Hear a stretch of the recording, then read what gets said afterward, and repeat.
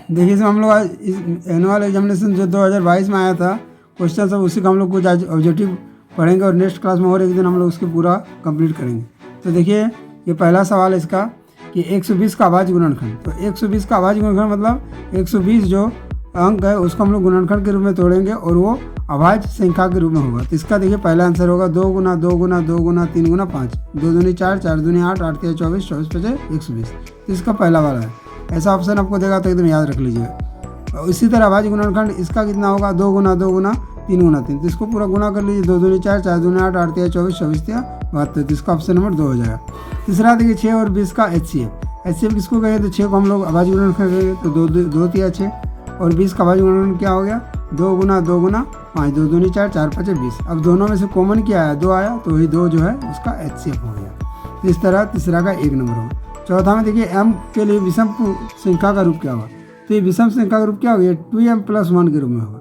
यानी कि विषम के रूप में जैसे आप मान लीजिए यहाँ 1 अंक देते हैं तो 2 एकम 2 और 1 3, यहाँ पर देखिए 3 शून्य का। और इसी को लेकर इसके नीचे वाला सवाल किया गया y = px का ग्राफ, ये ऊपर वाला जो ग्राफ दिया है तो इसके लिए हमारा क्या आंसर होगा। तो px में शून्य कितना होगा तो आपको बताया गया कि ग्राफ में जितना बार x एक्सिस में कटेगा उतना बार होगा। देखिए x में देखिए 1 2 3 कटा, इसीलिए आपका इसका आंसर 4 नंबर ऑप्शन 3 हो जाएगा। x² - 3 का शून्य क्या होगा। इसमें देखिए x² - 3 को क्या लिख सकते हैं √3 का स्क्वायर। अब इसको हम लोग लिखेंगे a² - b का formula a + b Guna a - b। अब ये क्या होगा x + 3 = 0, इसका मतलब x = -√3। इसी तरह x - √3 = 0 तो x = √3, यानी कि ये -√3 और √3 इसका आंसर है। यही दोनों इसका शून्य होगा। इस तरह इस आगे का सवाल को देखिए शून्यकों का योग और गुणनफल का है। इसके लिए फॉर्मूला याद रखिएगा जब भी ऐसा देगा x² - α + beta over of x + alpha beta. अब देखिए अल्फा प्लस बीटा जो है ये योग है तो योग कितना है, योग का वैल्यू देखिए 3 दिया है और ये गुणनफल कितना है, गुणनफल 2 है। तो इसीलिए आपका ये 3x - 3 हो जाएगा अल्फा प्लस बीटा की जगह और अल्फा बीटा की जगह 2 बैठेगा। तो देखिए x² - 3x + 2 ये कौन वाला है 4 नंबर, तो इसका ऑप्शन 4 होगा। इसी तरह देखिए आगे वाला देखिए ये आप लोग बताया गया है कि समीकरण में जब होगा a1/a2 बराबर होगा b1/b2 बराबर नहीं होगा c1/c2, यानी कि पहला दोनों तो बराबर होगा पर दूसरा अनुपात में बराबर नहीं होता, इसी को कहते हैं कोई हल नहीं। इसीलिए इसका पहला आंसर हो गया कोई हल नहीं। ये रैखिक समीकरण है, इसका हल क्या होगा। इसमें देखिए आपको सबसे आसान इसका मान को बैठा दिया है, x का मान 2 बैठाइए और y का मान -1 बैठाइए। तो बैठाने से पहला समीकरण में देखिए 2 दूनी 4 और -+1 हो गया तो 4 1 5, देखिए इसको संतुष्ट किया। इसी तरह दूसरा समीकरण को भी ये मान संतुष्ट किया, इसलिए इसका आंसर होगा 9 का 1। इसी तरह 10 का देखिए रैखिक युग्म समीकरण युग्म का हल होता है तो ऐसे जैसे इसका जो हल होगा वो क्या होगा संगत कहलाएगा। अब देखिए 11वां क्वेश्चन देखिए समीकरण युग्म 3x + 2 वो 2y = 5 और ये आपका है तो इसका कितना हल होगा। इसका देखिए 2 हल होंगे क्योंकि मतलब एक पहला x का मतलब हल निकलेगा दूसरा y का, इसीलिए इसका 2 हल मांगा है। इसमें देखिए आगे एक सवाल इसका अद्वितीय हल के लिए k का मान क्या होगा। तो इसमें देखिए k का मान क्या होगा तो इसका फॉर्मूला हम लोग लिखेंगे a1/a2 बराबर नहीं होता b1/b2। a1 आपका है 2 और ये आपका a2 हो गया 2 और इसी तरह ये आपका b1 y का पहले आपका 1 है तो ये आपका 1 हो गया और यहाँ पर y के पहले माइनस के है तो ये माइनस के हो गया। इसका हम लोग सरल करेंगे तो k बराबर नहीं होगा 1, तो इसीलिए इसका आंसर होगा -1 को छोड़कर, यहाँ कोई छोड़कर छूट गया था तो -1 को छोड़कर इसका आंसर हो जाएगा, पहला नंबर इसका ऑप्शन होगा। इसी तरह देखिए 13 नंबर क्वेश्चन में कोई असंगत है तो असंगत हमेशा याद रखिए जब असंगत का बाद आएगा तो समांतर होगा और संगत में आपको प्रतिच्छेदी और संपाती का 2 रूप में होता है। कोई द्विघात समीकरण इसमें कौन नहीं है तो इसमें देखिए सभी द्विघात समीकरण है।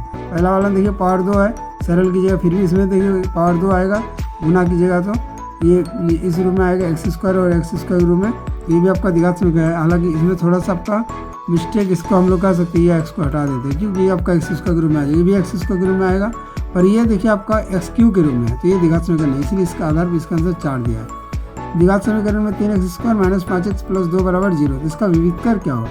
विविधकर का फॉर्मूला आप लोग बताएंगे कि d = b² - 4 से होता है, ये आपका 3 है, b आपका -5 है और c आपका 2 है। अब इस फॉर्मूला के मुताबिक बैठा दिए इसका सरल करके आपका आ गया 1, तो इसका आंसर हो जाएगा 1। x² + bx + c ये 2 बराबर वास्तविक, देखिए जब भी बराबर देगा मतलब b² - 4ac = 0 लिखिएगा बराबर वास्तविक में। अब देखिए इसका मूलों का प्रकृति क्या है तो इसको हम लोग सरल करेंगे। इसका देखिए हम लोग सरल किए, a की जगह 2 बैठा है, b की जगह आपका -5 और c की जगह 3 और जो फॉर्मूला होता है b² यानी -5 के स्क्वायर -4ac इसका सरल लेंगे तो आपका हो गया 1। और 1 क्या है, 1 जो है वो 0 से बड़ा है इसीलिए ये वास्तविक तो है और ये असमान है क्योंकि प्लस में है।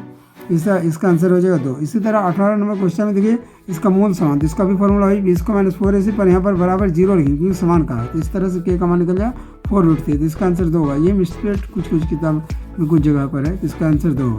इसी तरह इसमें देखिए एक मूल दिया -2, तो इसके फॉर्मूला की जगह हम लोग सीधा लिखेंगे कि अल्फा गुना बीटा और अल्फा प्लस बीटा। तो अल्फा गुना बीटा की जगह जब लिखेंगे तो अल्फा की जगह 2 बैठा देंगे, तो देखिए 2 गुना बीटा, और ये आपका सिवा ये यानी -10/1, तो इसका सरल है -5 आएगा, और इसी मान को यहाँ बैठा दें अल्फा प्लस बीटा, तो इस तरह के का मान आ जाएगा 3 आ जाएगा, इसका ऑप्शन 2 होगा।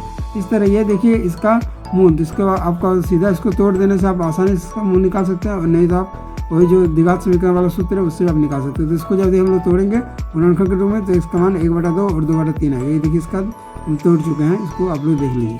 इसी तरह इसका देखिए सर्वांतर मतलब इसका अंतर, तो हर एक में इसमें अंतर आपको बराबर है 3 का, तो ये होता है 3 - 3 = 0, तो इसलिए इसका सर्वांतर 0 हो गया। तो इसका 21 का इसका ऑप्शन हो जाएगा तीसरा 0।